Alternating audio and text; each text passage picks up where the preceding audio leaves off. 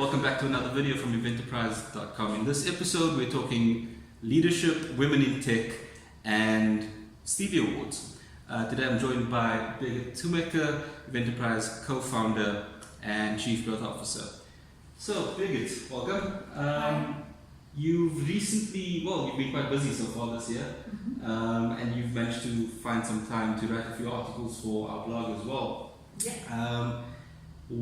So I've had a look at these articles, the interviews that you've done, and really what I wanted to touch on in this video is a little bit of the detail in those articles, and perhaps give a slightly different perspective on them. To read the full article, go to Eventerprise.com/blog, and we will share the direct links in the comments below this video. So, Birgit, in the interview you did with the Superb Crew, you discussed what it's like to be a woman in tech, and particularly a woman in a senior management role or leadership role. And one of the themes you touched on was a bias in hiring practices. So this would be organizations hiring for senior management roles or leadership roles. And what I really want to do to get a better sense of is, what do you think the number one risk is for companies who do not address this bias in their hiring processes? So first of all, I think it's about awareness. I'm pretty sure that despite this topic right now trending globally, that there's still a lot of people out there, decision makers in corporates or smaller companies, that are not fully aware that they're actually biased. And so what I've seen a lot during my career is that if you hire a person that's similar to yourself, has a similar career path, comes from the same background, same gender. Hiring biases do not just exist against females. Sure. It's the whole topic of diversity and inclusion. The main risk that I see there is that if everybody hires a like-minded person, because it makes it way easier to relate.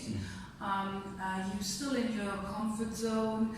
You don't have to go through an effort to really understand and see things from a different perspective. Very soothing. Then you will also just replicate the status quo. I think it's a huge hindrance for creativity and innovation. Because only when you leave your comfort zone, and you must really put yourself in the pair of shoes of someone else, you really put your thinking hat on, and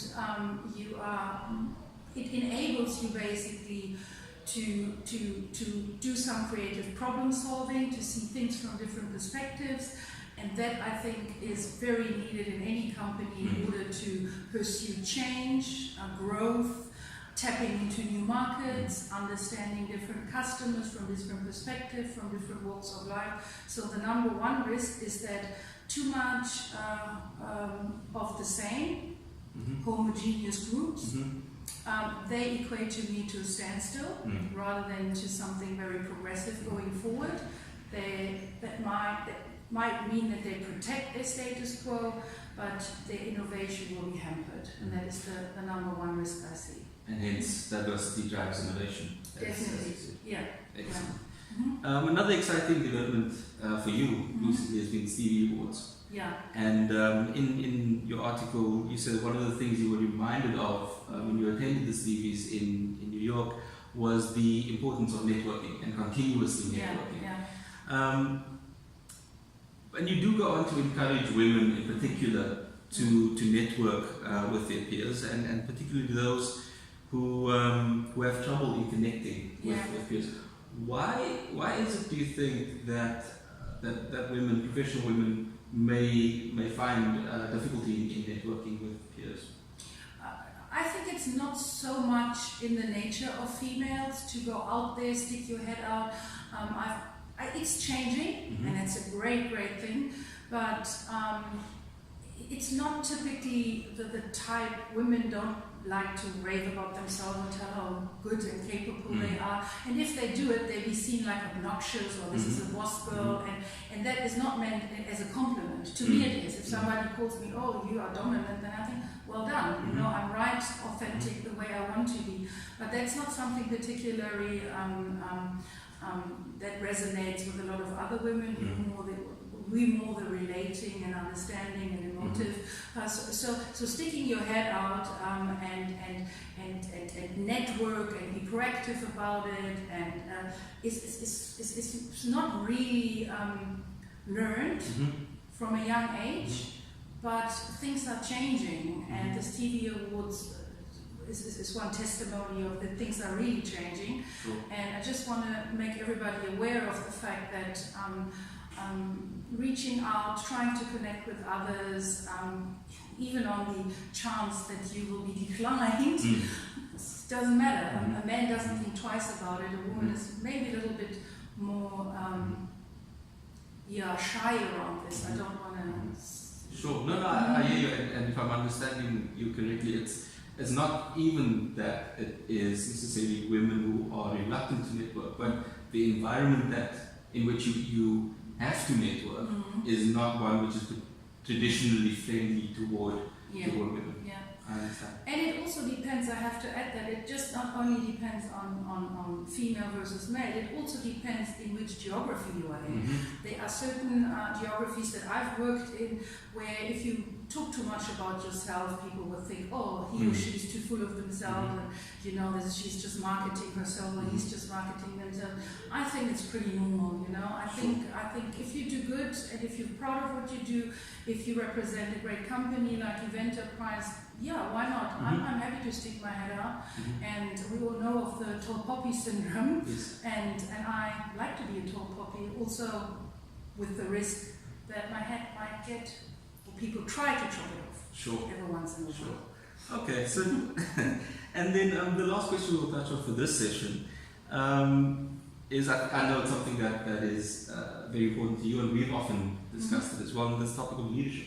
Yeah. I mean, leadership in all aspects of business.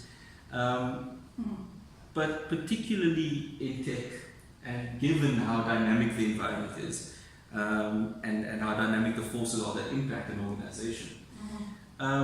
But often in dynamic environments, there's a tendency to fall back on relying on management more than leadership. Yes. So if you were talking to someone, let's say at an intermediate level within an organization, maybe that they're at a junior management level, but they are experiencing an over-reliance on the management process and really a leadership vacuum, what would be your advice to that person?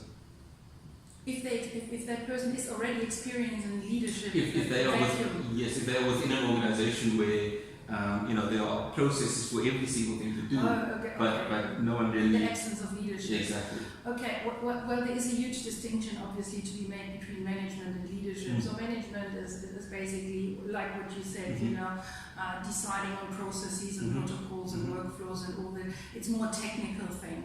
Leadership is more a relationship thing. You set out a vision, you relate to the people, you know how to emotively tell a story, you empower the people, you tell them what purpose they have, why they perform their job, what is required of them, and also what's in for them. Yes. And leadership is essential. It's the glue for all these processes, or in between all these processes and workflows and tools, and also between people, because that creates the real culture. And it's absolutely needed, because a true leader would coach, a true leader would be open and out there and engaging and not running away from this stuff or hiding between any type of red tape, protocol, procedure. But that involves true relationship management, and people might have to be ready for that. And it's not for everybody to do that, definitely not. And I think we have too few passionate, good leaders that actually love people and love to engage with them. But loving people doesn't mean that a leader is a tree hugger and a people lover and everything is hunky-dory and rosy. It also involves going into the trenches with your staff and with your co-worker and tell them, listen, this is not working for us, this is not good for the team. So I think that is the reason why a lot of people shy away from the function, because they see that as a conflict they don't want to go through, because they think the person should know by themselves, and who am I to tell the person? So leadership is really lacking. And I can't say that just for tech, I would say that it is across the board the case. And it's because people don't want to take ownership and get involved with other people in a way where you have to really talk the real things, you know? It's where you really have to go into the trenches, as I said earlier, and address things and motivate things and find yourself relating to that person, finding pathways to entice and to inspire and to influence. A lot of people think that influence is such a bad thing. Another word for it would be manipulate, you know, which sounds even more worse. But if I'm convinced of my ideas and I take out a job and I stand behind a company and I believe in the product or in the service, well, then it's great if I can replicate that enthusiasm that I have to my co-workers.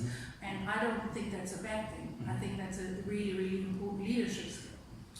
Okay, thank you. So there you go. If you are experiencing a lack of leadership within your organization, I think the playbook Birgit's just shared with you is definitely a recipe for success. That's all we're going to cover in this episode. We'll be posting more regularly, probably via our LinkedIn page as well as YouTube, so keep an eye out for that.